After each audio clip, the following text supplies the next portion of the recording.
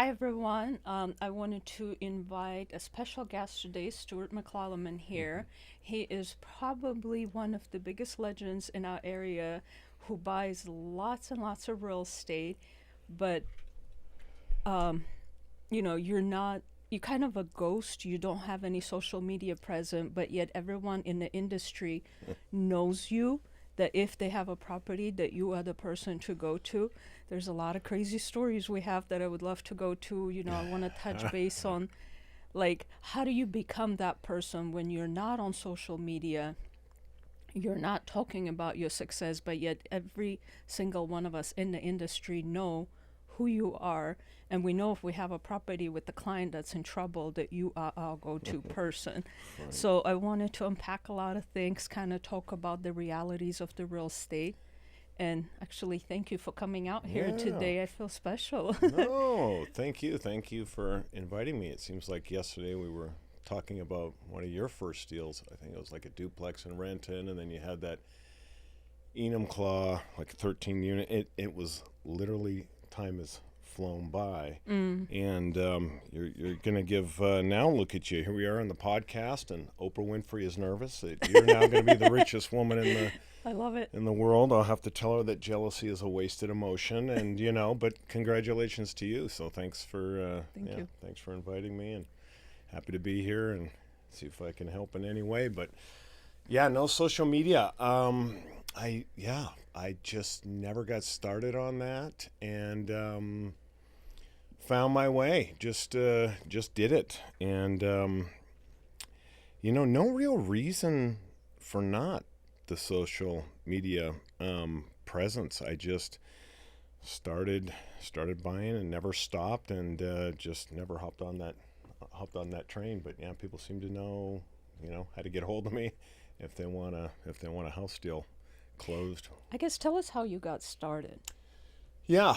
Well, we can go way back. I grew up in Canada, and I had a single mom working two jobs, and I had a couple brothers, and we weren't rich, and I had this yearning that, hey, one day I'd like to, help my mom, or had this kind of desire to do well early, and I bought my first condo at 19 years old, actually, in Vancouver, Canada. But before that, I guess I would ride my bike from, let's say, the other side of the tracks, to the rich area, miles Mm-hmm. and miles away. Mm-hmm. And I remember my first light bulb moment. I was thinking of this on the way here. There was I would go to this area, Shaughnessy, which is like the most highest per square foot Mm. cost in all of, like, Canada, I believe. Certainly in Vancouver, like right now, $20 million wouldn't get you a whole lot in that area. But Mm-hmm. 30 years ago, I'd ride my bike there, and I remember seeing this gentleman with a red car who would be there quite often, and he was looking at this framed monster of a house, like a mansion. And I Mm-hmm. remember I'd go up to him and say, "Hello, how did you afford to, get this house? You're obviously building a house here." And I Mm-hmm. would ask him all these questions. And his name was Mr. Wu, I remember. And I remember he looked at me and he said, "I'm a neurosurgeon, but I make more money, you know, buying a lot, building a house to spec, and then selling it." Uh-huh. And I'm like, "You mean you went to all that school and everything, and you do like brain surgery, whatever, and you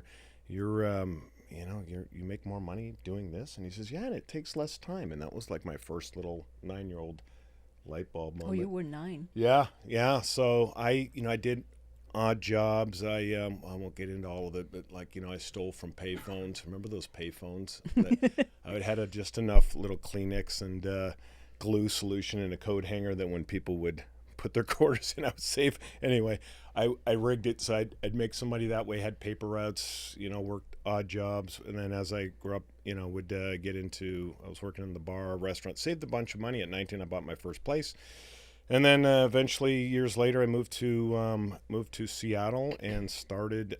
My uncle Phil, great guy, like a dad to me. He Mm. was working at John L. Scott. I Mm-hmm. asked him to introduce me to some people that did well in Mm-hmm. real estate. And Saul, who of My course, office, yes. yeah, The small broker. world. I remember I said, "Saul, can I get like 30 seconds of your time?" And he said, "Sure." And I'm like this 19-year-old kid, and he says, "Look, kid, just buy a rental house every couple years, and when you're 50, you're gonna have options. And I said, really? That's what I got to do? And he said, yeah. And he left. I'm like, okay, second light bulb moment, right? So I started buying some rental properties, and then someone had said, hey, you're buying these rental properties, and at the time I was an agent as well, like learning the real estate business and working with my uncle. And he said, why don't you go to the auction or off market and try to get these rental properties at a discount? So funny story. Again, I was driving here, I was thinking, so I went to the foreclosure auction in Pierce County. I didn't know anybody. I didn't know, how it works or anything. And there was a gathering of people there on the courthouse steps, and this is like 20 plus years ago. And I said, who's the number one guy? And there was this guy back then named Mark. And so I said, does Mark buy the most? Is he the most successful here? Somebody said, yeah. So I said, Mark, would you mind like going for a coffee? I'm a young, hungry guy. I want to learn how this works. And he looked at me and said, no.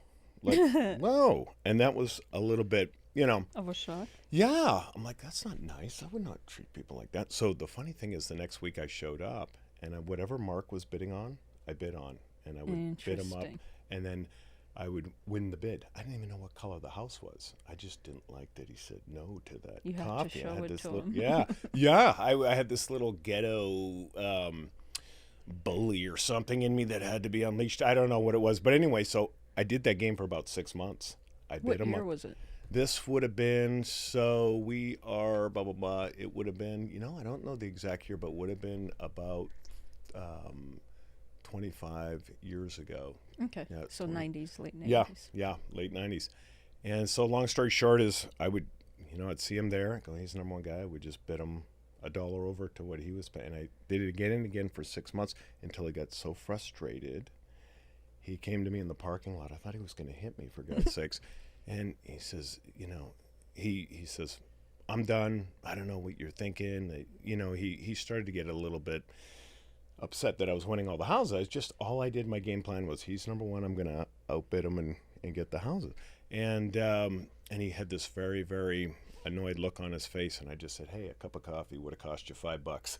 And that was it. And he left, and I kind of started the tour there. And, and I had some success with some of those and just kind of kept going from there. And that was it. Not the greatest game plan. I don't recommend that to anybody, but and I don't know that somebody could get away with it now, but it was kind of funny. I was thinking of that on the way here. So that's kind of how it started, and then it just kept going from there. Are you still buying at auction today? Yeah, I'll still go. Time to time, there's a deal there. There's a lot of competition at the auction, and kind of like we've talked before, there's definitely some serious risks, right? Because unlike buying off market, like a wholesale deal, or on the market, you don't really get to walk through the property, right? You just have to make a quick decision. And are there people still inside? Is it still occupied? Do they have a gun? What's the layout look like? Is there $20,000 in property tax and $8,000 in a water lien? That, those things stick with the property. So there's more risks to it. You can still, do okay if you really do your homework and you're really diligent. There's always a way, but it's a tough one. There's a lot of competition, and really only you could go on if it really looks ugly on the outside and the grass is 2.5 feet and the windows are all smashed in. Probably you're not going to see quartz countertops on the inside, right? You don't really have a whole lot of, things to go off of like you would if you were to look at an off-market house or a wholesale deal or something on the open market. You could look at it, touch it, feel it, smell it, bring your contractor through. Oh, this layout looks okay, that type of thing. And it seems like, and usually they go through a normal escrow as well, the non-auction way. So then you're, those property taxes, those, the utilities, the whatnot, they're all taken care of usually from the seller or that side of it. But yeah, I still go to the auction. I still look at off-market deals.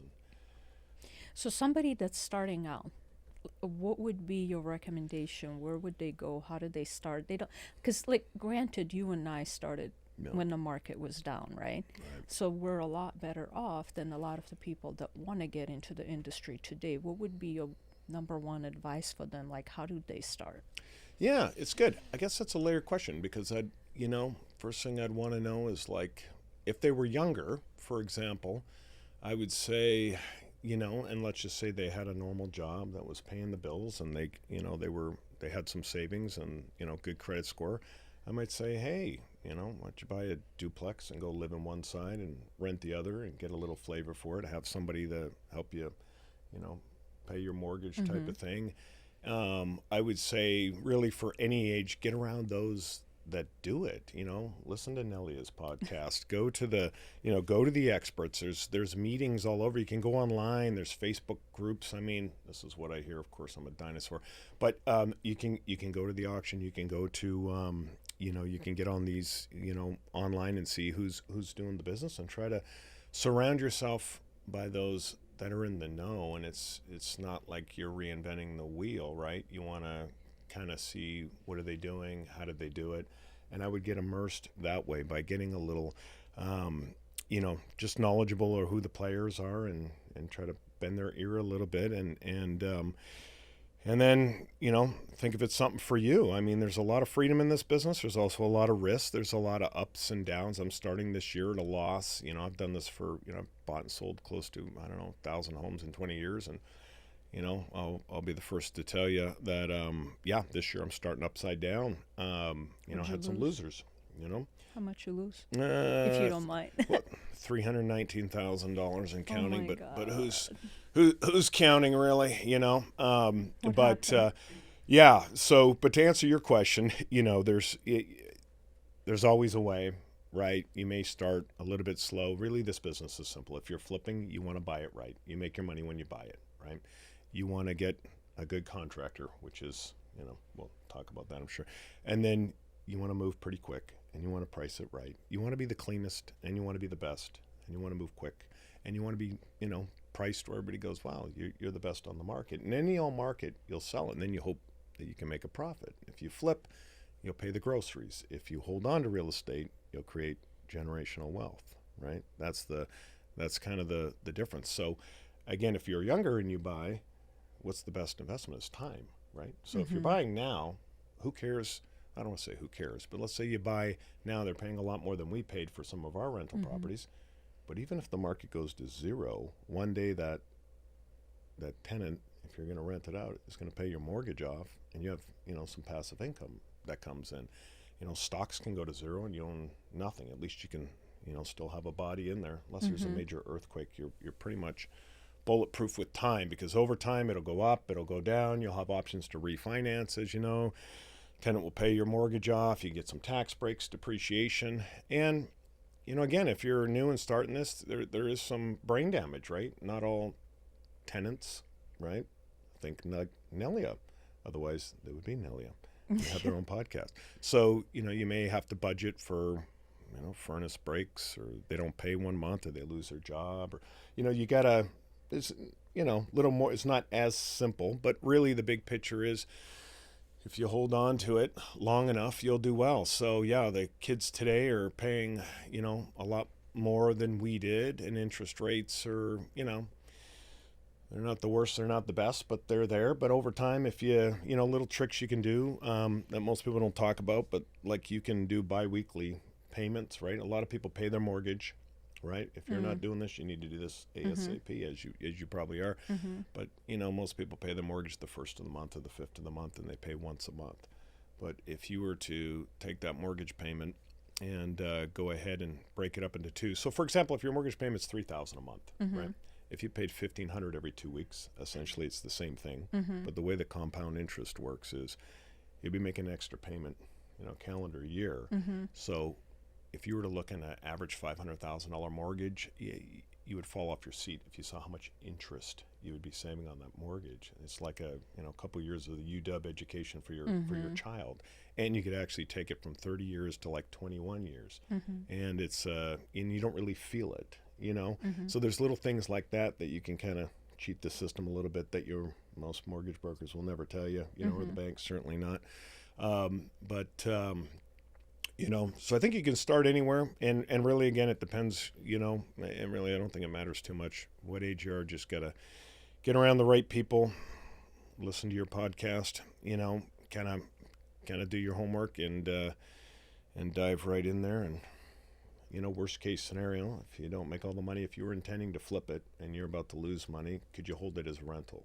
Well, okay, does that make sense? If it does, great. If it doesn't, could you try to Airbnb it? Now you've got a little bit of a business, but maybe you can help fill that gap of the mortgage payment and the income coming in, possibly. Like there's always a way if you're willing to work. And it's not an overnight thing. A lot of people get into it hoping that it's an overnight. I'm going to wake up tomorrow, sell my flip, and make $1 million. And Yeah. they think this is the end of it. I mean, you've been doing it for 20 plus years, Yeah. right? Yeah. I've been doing it for 16, 17 years now, and I'm still plucking at it, and I'm still working at it, and I'm still trying to figure things out as I go along. Yeah. So I think it's not an overnight success. It does take time, and patience is the name of the game here. Yeah. Yeah. At the And I end of the bet, day. after 12, 13, 14 years, like as you're saying in 16 years, you're probably just reaping all the benefits now. No. But let's go back to day one for all the listeners, right? You're dealing with crackheads and homeless people and contractors that on a good day, Let's talk about them for a second. Yeah, well, Contractors. if they I know your guys are loyal. How do you create that retention and that loyalty? And that is the biggest concern. They're like, my contractor did not show up. My contractor ripped me off. Like, there's so many nightmare stories. I'm sure you've got a few. You know what I say? If they show up sober, it's a good day. No, that's a joke. A lot of them, it's an interesting area, right? Contractors, because you and I can go to the state after this podcast, pay $3,600 in Nellie and Stu's, contracting LLC, and we can take advantage of homeowners and investors the next day. There's no real schooling, and I always find it fascinating, like pricing, for example, right? If you and I wanted to go and get a carton of milk, right? Let's say we like oat milk because we don't do dairy. It's $5.99 right now at Whole Foods. PCC is $5.49. Trader Joe's like $5, maybe $25. It's within 75 cents wherever you go. But why is it, if we were to call a contractor to come in and replace the lighting in here? One guy might be able to come in here and say, for $250, I could just take care of it. It's a little wire. Another guy might come in here and says $2,800. Are you putting gold in the, in the wire? And someone else might say $5,000. What's the discrepancy, right? So so many people, so many divorces have been caused by, there's TV shows about this, right? I remember growing up in Canada, Homes on Homes. He would come in. He was one of the first that would come in, and somebody would have a disaster experience, and then he'd clean it up. So for me, I looked at this business first as, how do I find the best contractors and how do I keep them loyal? There's a lot of brain damage, a lot of trial and error, but when I found the best ones, I pay them on time. That's a simple language that they understand. You paid them on time. The second they ask for money, I take care of it pretty quickly, and it's a very simple appreciation on their part, and a lot of people don't, right? They'll bleed them out, or they don't like that. If they're good, they show up sober, they get the job done and on price point, and they're credible. I'll take his best care of them. Very responsive, always want to continue to find them work, always stay loyal to them. Hey, I know you're 2 weeks almost finished this project. I have another one for you. Pay them on time, go by often, like Christmas time, their families, big hugs, little gifts, that type of stuff. Whatever you need to do to cultivate that relationship. But the hard part is, how do you find them? I mean, you and I probably both, I'm sure many people. I remember when I first started, I paid this plumber like $2,500 to do, this plumbing under the house in East Tacoma somewhere. And I couldn't get a hold of him after I paid the $2,500. I was young and writing checks, and I'm going to pay him up front. And couldn't get a hold of him 3-4 days. And finally I go into the house, and there was a cigarette butt under the house, and there was nothing done. And he's gone. He packed up his LLC. I don't know if he's in Mexico, wherever he went. Never got a hold of him to this day, and there's $2,500 gone, just like that. And he had to go through some of that, and then finally I found some good ones, and then when I did, I just do everything I can to hang on to them the best that I can, because they're a critical part of this equation. Do you go around looking for, like, again, this is for the beginners, even actually for people that are experienced. Do you build your team first, or do you run around buying properties first? You know, well, I'll tell you how I did it, and then I'll tell you what I would recommend. Because a lot of times it's kind of do as I say, not as I do, you know. But if I were starting out, I think everything starts with the buy. You make your money when you buy the property. Mm-hmm. And if you don't even have all the funds, let's just say, and you want to flip, if you can identify or lock in a property that has enough juice in it, the money will always come. And you can always find the contractors. And even if you mess up a little bit on the contractors, if you have the right, everything starts with getting the deal. That's first, right? And then you can build your team from there. As long as you have the deal, you can start interviewing contractors, doing whatever you need to do on that part, but it starts with that. I did it differently. I had a home, and I had a landscaper come out, and it was on half an acre in Normandy Park, and he was going to tear up the entire half acre and do a whole bunch of, like a fence and just pretty big, pretty big project. And he started into it for a couple days, and it was just like dirt everywhere. It looked really overwhelming. I'm like, how many weeks is it going to take until you get this done? And he said, it'll be done tomorrow at 5 o'clock. I said, there's no way, unless like Jesus comes from the sky and whatever, there's no way this is going to happen.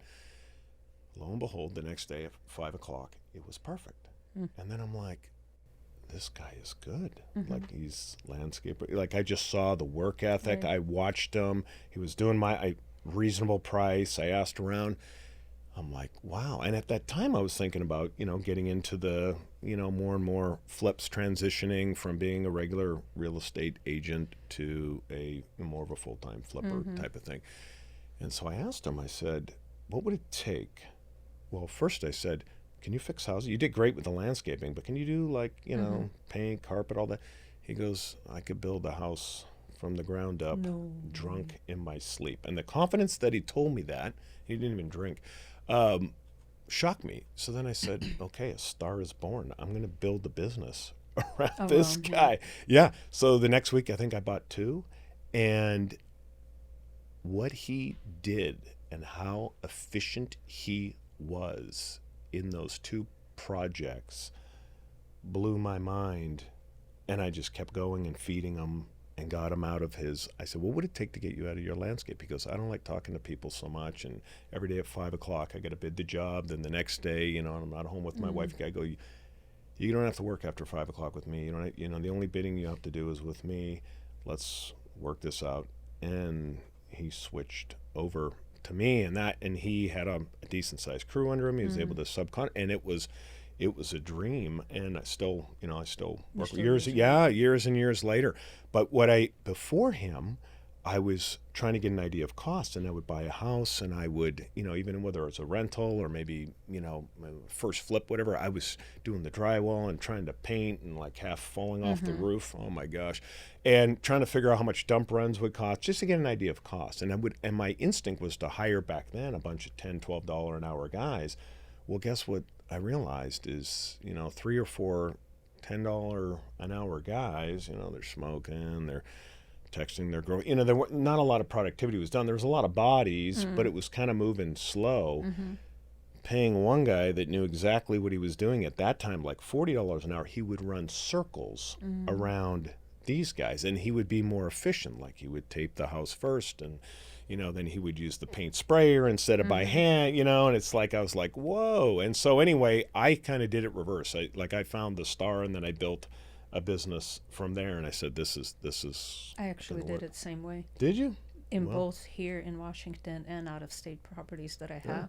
I found my team first. I had to narrow down who my stars are and then build a business around it. Wow. So yeah, maybe there's something to it. It could be, yeah, because I think it's such an integral part, because depending on if you're part-time or full-time, if you're full-time, your highest and best use of your time is identifying the next deal, obviously running crews, moving money around, staying on top of the market, all of these, these things. But if you have reliable contractors, right, and they can take care of it, you can be doing your podcast with Nelia, having a cup of coffee, and you know what I mean. You just Right. know that it's getting done. And if you have a rental property and it's Friday, and the little kid put the doll down the toilet again after you said no 100 times, you can just text one of your A-team contract. They'll go over and take care of it instead of calling online and paying God knows how much, and someone shows up 3 weeks later. You know what I mean? There's a lot of reasons why that is a huge part of the business that a lot of people don't talk about, but it's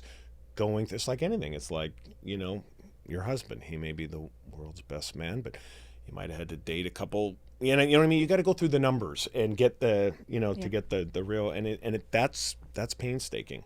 Yep. So maybe don't pay them all up front, do a little bit at a time, and ask around for referrals. Trial and error. Yeah, like the other thing is, like, you can go around to job sites if you see somebody really working hard or something like that. You can say, hey, do you do work for other people? You can have those conversations. I've done It's that, yeah. fair game. Yep. And that's I've done that. I've stole Yeah. people from other there you projects. go. Yeah. There you go. That's where all my people went. No, I'm kidding. No. How big is your team? Well, so here's the other thing. I've got. I'll explain kind of how I do things, and again, I don't know. And I'm looking to change things up, to be honest with you. But for years, I have, say, 7 or 8 go-to general contractors, right? But each general contractor has 5 to 10 underneath them, whether it be subs that they use all the time or full-time, employees that they have underneath them. So I hire generals. They bid the job. I only pay the general. But like I say, I may, at any one time, 6, 7, 8 generals, but they've got a whole bunch underneath them, so they can handle, a lot of projects. Give them 3 or 4 projects at a time, never any more. And then, if you're doing 20, 30, 40 projects at one time, there's a general for all of them, or they're handling, like I say, a few, at a time. And that's kind of how I've done it. Some people will say, I'm going to, in a volume game, they'll hire a superintendent. Well, you better make sure you get the right superintendent, because it sounds good. All these things sound good, but if they don't show up and they're not doing the job, it's not going to work for you. So they might hire a superintendent and pay them, whatever decent salary a year, and that superintendent is in charge of running all the subs and doing everything for them and making sure, meeting the drywaller and getting the best price and the best quality of work. And then there's some people that will go buy all the materials on their own. Like you go by example, go get all the tile, get all the material, and then you just bid labor. You know what I mean? There's many different ways of doing it. I've always gone with the general, and but then you're also, some might argue, well, Stuart, you're leaving money on the table, because obviously if they know what they're doing and they're moving quickly, the general's obviously got to make, his money too. Could you be better if you're out there, if you're starting, for example, maybe you start meeting the demo guy day one, 3 demo guys, get the best bid, see who you're comfortable with, and maybe you save on that general contractor fee. So that's how I do it. So there's got to be at least 40, under my generals and everything. There's many bodies that at any one time I hire full time, and they all get their W-4s or whatever, but they're independent contractors, but they do work for me, full time, so to speak. I know this is kind of a type of a business where you have to have your mental health in order. And I know you and I talked about it a little bit, where I go on retreats to ground myself. I know you've done a few of the meditations and retreats and things like that. And even I remember you mentioning new kids that come to you that say they want to start. Your number one question for them is?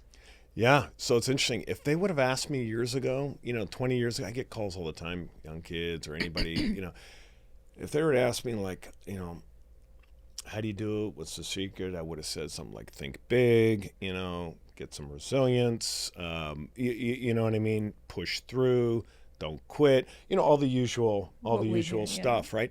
Now, I like to say, how's your gut health, right? And then, what are you talking about? Like, how's your gut health? What I would say is, first and foremost, I think, and I've learned it's taken me years to really dial this in, but I think if you're operating in optimal health, what does that mean, right? That means watching what you put in your body, right? Like if you're eating lean protein, veggies, that's better than pizza and sugar, right? If you're, consuming enough water, getting your 8 hours of sleep, exercising, whether it's a little meditation practice, or you go to the sauna or cold plunger, exercise, go for a walk with the dog, take a few minutes to connect, call your mom, the basic stuff that our grandparents would have taught us when we were 6. I think somewhere along the line, people lose that. And I think If that's dialed in, you're capable of more. You can deal with that crackhead a little bit better, right? You come home 100%. after a long day, your partner, whatever, you got to deal with that fire. You can do more, you can give more, you can be better if you're in an optimal state of health. If you're not, your stress factor, I think, is, raises quicker. I don't think you're thinking as clearly. And I think in anything that you do, why wouldn't you want that, right? It's easy to do something, it's easy not to do something, right? Yeah. I like chips, I like sugar, but it's temporary and I don't like how I feel after. If I make that decision and, it's like a piece of salmon and, some asparagus or whatever, and I make those healthy decisions, it's almost like I feel better longer, right? So it's just, I think that's how life is in anything. If it's okay to have your guilty pleasures. You got to be balanced. You got to live your life. But if you cheat, you take the shortcut or whatever, I think you feel good for a minute, but then it's like an iPhone battery. You almost lose 20, 30% instantly. Where if you make a disciplined, conscientious effort, whether it be in your health or make that extra phone call in your business, you almost gain 20 or 30% in your iPhone battery Oh, yeah. for 2 weeks. It goes forward. I think there's something there. So I think a lot of people are just, I don't know, these days, plastics in the food, or they don't, whatever it is, they're not that healthy. So how can you, perform at an optimal level if you're not feeling very optimized, right? That's a big thing. I think it's a big thing. So I do take care of, I have a great partner who's very healthy and inspires me as well. But I do take care of myself. I try to eat as clean as possible. Try to get my exercise in. I think when I do it, I feel better, and also for the stress factor. I do take times, to go for a walk, whatever it is. Just deep breathe, inhale, exhale, right? Don't put a bunch of screen time in your face before you go to bed. Value your sleep. Your sleep is a reset button, right? If you can do that, you feel better the next day. I hope my kids are listening. Hey, to Nelia's I children, hope my children are listening. I have a tell message for Nelia's children. Listen to me very carefully. Number one, listen to your mother. Coca-Cola. Yeah. Oh my No, God. no. Don't drink your calories. Don't go for that quick sugar high, kids. It's not good for you. You want to, here's what my grandmother used to tell me. For every disciplined effort, there is a multiple reward.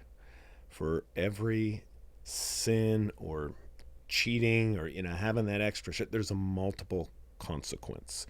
So you always want to, and decisions, everything's about decisions, right? If you make the right decision, it's amazing what happens in life. And little decisions build momentum, right? And if you make the wrong decisions, sometimes you have to make 10 to 12 right decisions just to get that ship back on course. So for your children, get your sleep, get your exercise.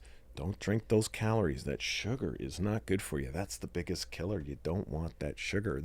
There's ways we could substitute that Coca-Cola. There's better products out there. Maybe it's a let's go shopping for some good electrolyte and mix it in with water. Let's get like a healthy Kool-Aid type of thing, right? True. I used to go to Jamba Juice thinking, I'm going to have these, these smoothies and I'm healthy. But then you look at the sugar content. No, you can go home and put a few berries and a Costco protein powder in there, and like some cashew milk or something, and it's not a lot of sugar in there, and it's natural. You know what I mean? You're still having a smoothie.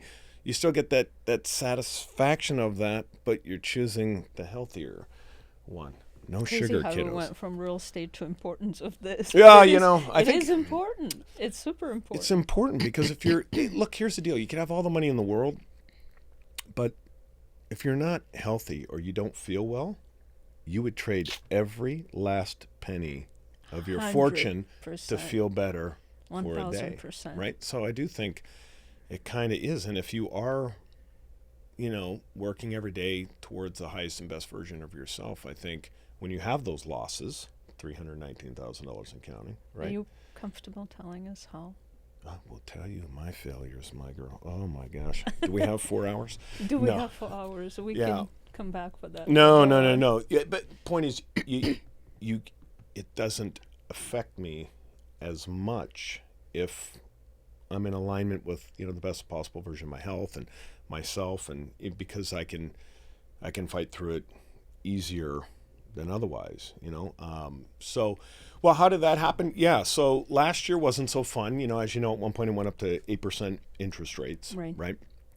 And when you're a volume junkie crackhead like myself, and you leverage a lot, and things don't sell maybe right away, and then big inspection beat down, things take longer, your cost of capital and everything, it's not great. It's like when things go well and you get a bunch of product and you're in the pandemic and it's 2.5% money, things go really well. When, all of a sudden the market stabilizes, or, I've got this small development project where, City of Seattle, for the first time out of 100 projects, said you need to do underground utilities here, and then there were some issues, and it took a 1.5 year delay. That 1.5 year delay in the market alone, cost of capital, hard money, the cost to do the underground utilities. Long story short is like, $300,000 in the garbage. I could have paid for your child's education at Stanford, for God's sakes, over something that was out of my control, right? And sometimes that happens, and that's not fun, And then you go, okay, what do I got to do? You got to deal with it. So either do I take the loss? Do I, maybe long-term hold it as a rental? Well, that option, it's there, but it's not as sexy as it used to be when we started. When we were buying homes for $100,000. Yeah. Oh, I'm going to lose $50,000 on this flip. I don't want to do that. Or maybe I should hold it long-term rental. Well, okay, rents were like $1,500 a month. It's a 1% rule. Your acquisition is $150,000, and rates were like 4.5. You actually did better throwing it as a rental. If we only would have kept all of them as rent, right? 100%. So now it's like, a turd is like $500,000-$600,000 in South Seattle, and then you get your a couple $100,000, whatever it is, fix up. Oh, I don't want to lose money. I'll turn that into a rental. Oh, wait, rates 95 days ago were 8%. If you're 800 credit score, Boeing, primary. If you're an investor, they're going to add at least another percent. Well, now you're 9. You're almost pseudo hard money now. That payment doesn't work. What do I do? So I got caught with a lot of those and things that were out of my reach, and some things that were in my control that, maybe the project didn't get moved quick enough, whatever it was, and it all added up, and there you go. But that's the volume game. That's carrying 20, 30 at a time, right? If my son were to want to get in the business one day, I'd say, look, do as I say, not as I do. Do one at a time, run it through, catch your breath, right? Do another one, rinse and repeat. If you're juggling all that, you're gonna drop balls. I mean, I've got a pretty efficient system. I've done it for years. Like I say, when the market is really well and you've got that volume, it's great. But when it stabilizes or dips, or all of a sudden, who would have thought 8% interest rates? Right? Yeah. I mean, I literally had a home on the east side, and it was I put it on like mid-September ish, and it was on for $2.4 million. I did an open house, and there were 3 people literally about to get in a fist fight, wanting to bid it up like at 2.4. I'm thinking, this is good. This is going to be a good payday. This is going to right some wrongs. And then they all went home. A few days later, news comes out. They're talking to their agent. They're living their life, and then all of a sudden, rates shot up to 8%. Had I put that thing on the market just even 3 weeks ago, that could have been the difference of a couple real $100,000, right? Timing, even in a little minutia, makes a big deal. It wound up going for like 2.1, and then you get into the the winter months, and then you're paying more cost to carry it, and then it's like, what a big difference. Which is another point that we've talked before, right? Everybody says location, location, location in this game. Well, I always say location, sure, but timing. That's true. Timing in the big sense, we could have bought everything in 2009 and 10 and held it, right? Timing sometimes in the sense is there's people that I know right now that had product on the market in October, just a few months ago, and we're not getting any movement. That same product, they pulled off the market in December, say. They just put it back on, and now they're getting a lot of movement. And a couple of them even got multiple bidding. I'm hearing multiple offers all over so again. Look at the difference. That's in like insane. 90 days. That is Look, insane. the difference might be 50, 80, just timing. Now, is it we got a political year this year, so I don't people's understand spirits this. usually maybe are up there. Maybe it's like, hey, interest rates aren't 8%. They're now, maybe low sixes, and their talk of coming down more. So people are starting to feel, and guess what? There's no inventory, right? So everybody with half a brain that locked in at 2.5% and 3%, even if they hate each other and are on the verge of divorce, they're saying, hey, honey, we're going to make this work because our payment's going to double or triple. So they're staying in their home. So now there's no inventory. So you want to buy something and rates are dropping, people are feeling maybe a little bit better, something in the air. What a difference in just 90 days. Difference of 100%. winning or losing. You know what I mean?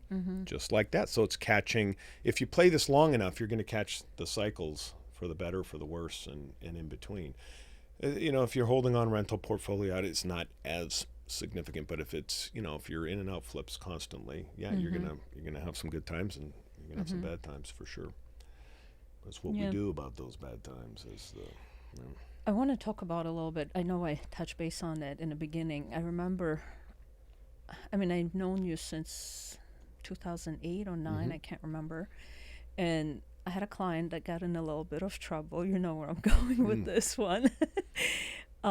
He needed to sell his home overnight, or that night, or within that hour, I think, actually. I sat down with them, and he owed X amount of money, and his CPA conveniently knew that he owed X amount of money and said, this is my offer on your home. I had listed it 3 months prior to that for $600. He owed $350. CPA gave him $350. I come in and I'm like, dude, I can easily make $50,000 off of you right now. He looks at me, goes, then sell it.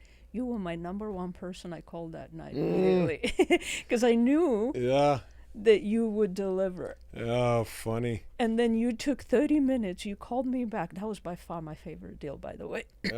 Called back and you said, I'll give you $400. I looked at my client. I said, give me till tomorrow. I'll get you more money. Long story short, deals like that do exist. You seem to be, I know on the top of my mind, I don't know how it is with others. Like, how is it that you do that? Although you're not out there yapping on the internet that this is what you do, but everybody in the industry knows that. Yeah, I think I've done enough volume that a lot of it I rely on instinct. Now, that's kind of certain areas I usually almost in any pocket, Seattle, whatever it is, South Seattle, Kent, Federal Way, I may always have a project or two going, so I have a very strong instinct what things will sell for, kind of the square footage and stuff like that. So I can make quick decisions. Now, a lot of those quick decisions have served me well in the past, especially, I've literally been in the restroom. I hate to say this, and I've had people call me and say, look, I remember in 2008, this guy said, I got a duplex in Normandy Park, $150,000, are you interested? Short sale. I said, is it standing? Like, do you know, is it standing or is it falling down? He goes, oh, no, it's standing. I said, yeah, I'll be in your office in 5 minutes with an earnest money check. Didn't even look at it. I'd say 60% of my purchases I'd never even seen. Sometimes not even until 2 weeks after. But again, for the listeners, do as I say, not as I do. A little less Adderall, a little more focus, a little more of your husband's engineer brain. If you marry all of that together, the truth lies in the middle. So I've made very quick decisions off gut instincts in the past. More often than not, I've won than I've lost, but I've definitely lost. If someone was starting out, I would definitely recommend, circling those numbers a couple times, making sure you know the area well, stay in your lane. Like what served me is when I first started I was in SeaTac. They called it StuTac. StuTac. I remember that. Yeah, we were going to change the sign. It was at some like point, in right? our DNA. If there was a SeaTac property, it went to you. Funny. And well, it's funny. I'm a simple guy, not that bright. I'll tell you that. And I had this thing where I was buying back in the day 3-bedroom, 1-bath, little war boxes, 1,000 square feet for like $100,000. For $45,000, I made them a 3-bedroom, 1.5-bath or 2-bath.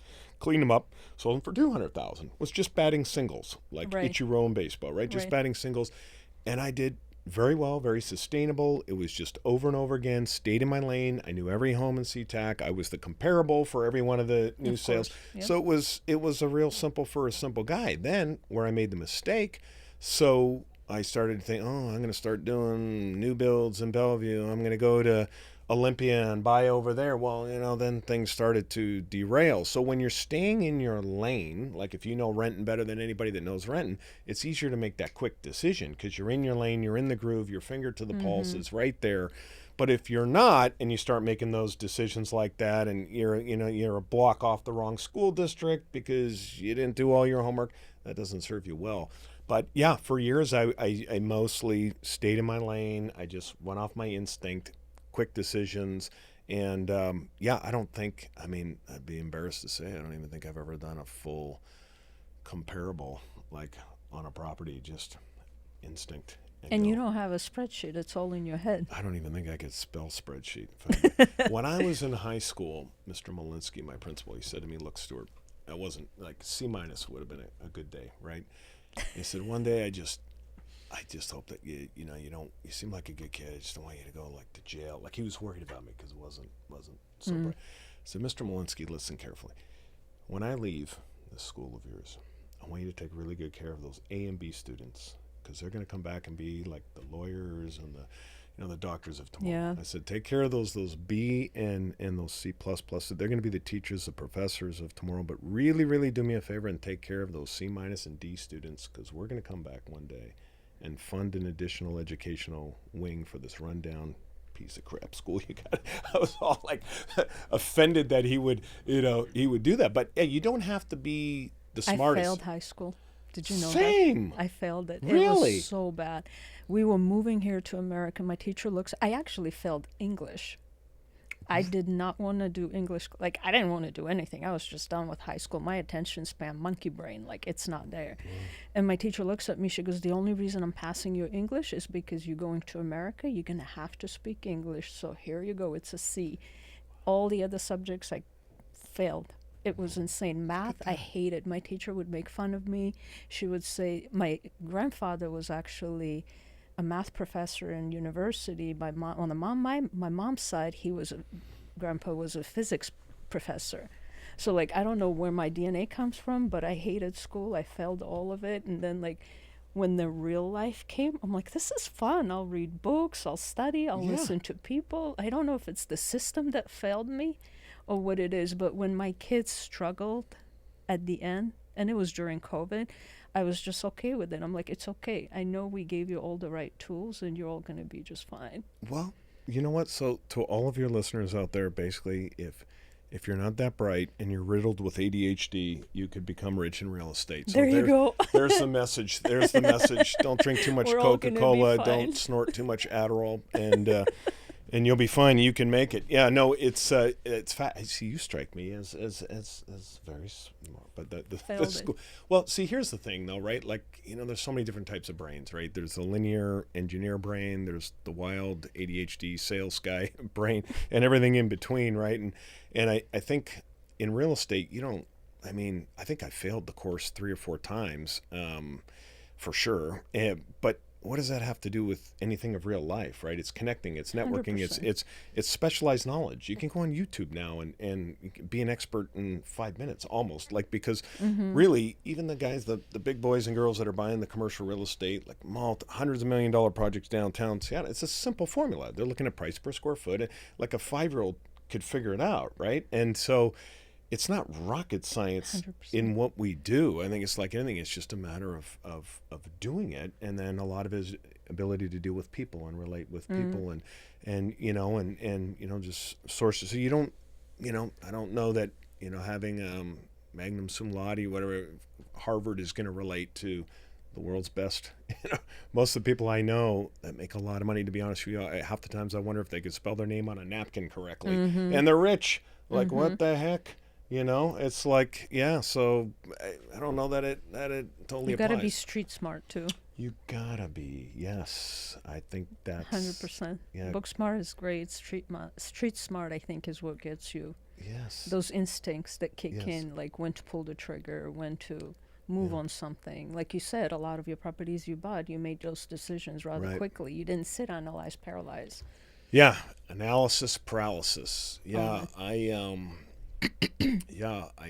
always say I should have married like an engineer, because then my baby would have been perfectly balanced.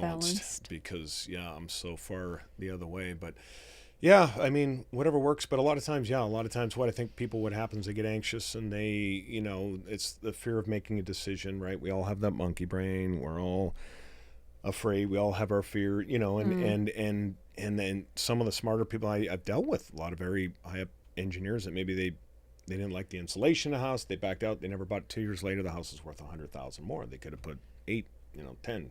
They could put 3, 4 different insulations every year and still would have been ahead. You know what I mean? Is the analysis paralysis that happens. I may be maybe too far, in all honesty, on the other side of the spectrum. But again, where does the truth probably lie? Somewhere in the middle. You got to be able to make a decision, and then you got to, what's that saying, right? Unsuccessful people take a long time to make a decision and a very short period of time to change their mind. Successful people take a very short period of time to make a decision, a very long time, if ever, to change their mind, right?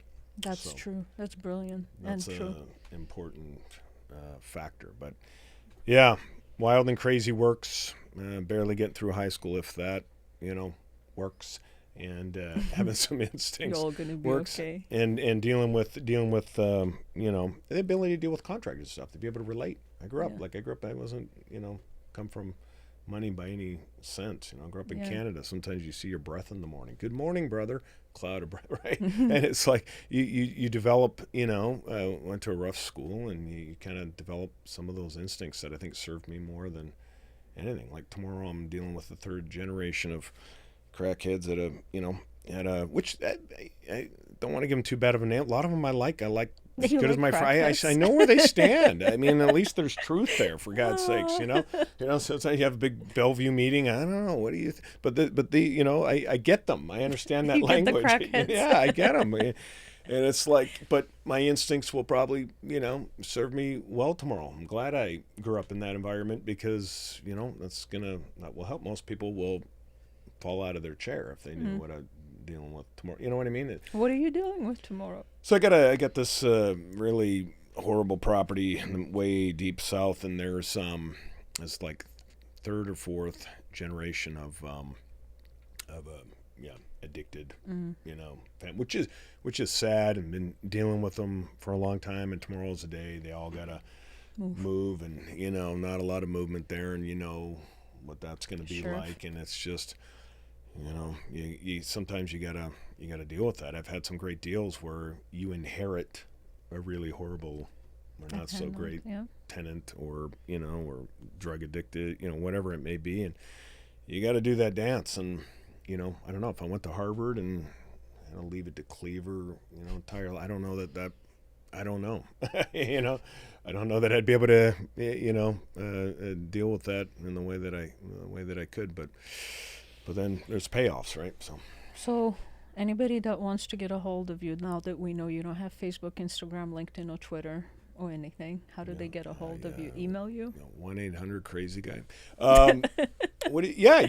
I can give you my email.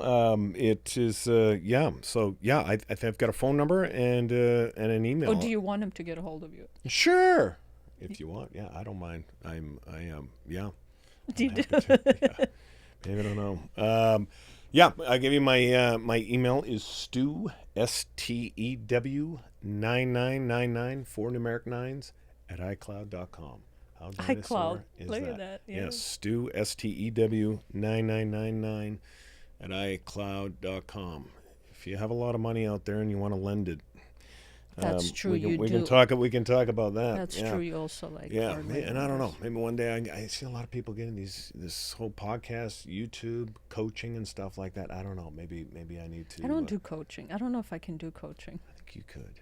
You could. I have no patience. Like a lot of questions that come my way, they could have done the research. I should probably not be saying it publicly, but they could have done the research on those simple questions on YouTube and or Google. Right. Like. I don't know, like people are just interesting. There's a lot, yeah. It's, I know exactly what you're saying, but that's why you and all your I'm like that expertise. Mr. What's his name? Mark, the Oh, auction yeah, guy. yeah, Mark. Yeah, yeah, Give yeah, me yeah. 5 minutes for coffee. I'm like, No, no, no. that's Yeah. me. See, it pays to be nice out there, people. You never I know. better be nice, or people are gonna take me down now. Someone like you's gonna come around and take me down. No, no, no, no, no, no. We just really what we want to do is earn our way to real estate heaven one day. That's the ultimate There goal, you go. right? Pay Yeah. a few bills in the meantime, but This that's was it. this was great. Thank you so much for coming out and sharing your knowledge with us, and hopefully we got few people fired up. Hey, I hope. And once again, to your children, when it comes time to making that decision, Coca-Cola tonight, go for a healthy smoothie. There you go. That's what I I'll say. do it. Yeah, thank you for the Thanks. opportunity to come Absolutely. here and all of your success and everything. It just shows you this is doable, this is real, this could happen. You're going to have some Absolutely. struggles, you're going to have some battles, there's going to be some hard days, but you push through, you own a lot of your time, and here Mhm. we are doing a podcast, and Oprah Winfrey is sweating. That's funny.